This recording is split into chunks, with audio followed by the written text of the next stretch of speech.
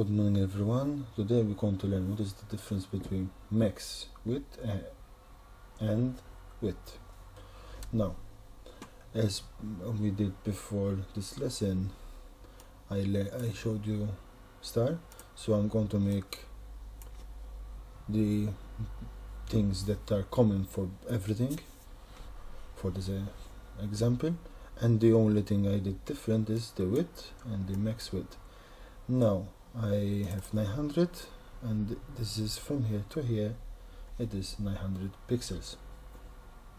I did margin auto to make it centerized so don't have this problem, and the border is 3 pixels.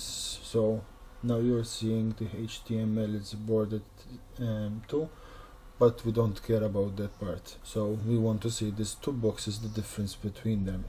Now for now, when you display more the screen than 900, there is nothing special because both are the same. The only thing it's different when the size of the screen is lesser than 900, and for doing that we're going to reduce the screen to lesser than 900. So I'm going to click the screen and I'm going to drag it. If you noticed, the first one stayed 900 and the second one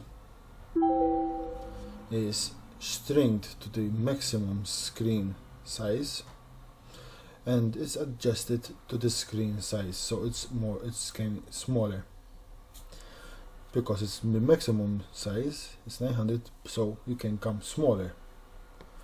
So the screen is smaller, so it came smaller, but the other one is fixed to 900 and it will never change to 900.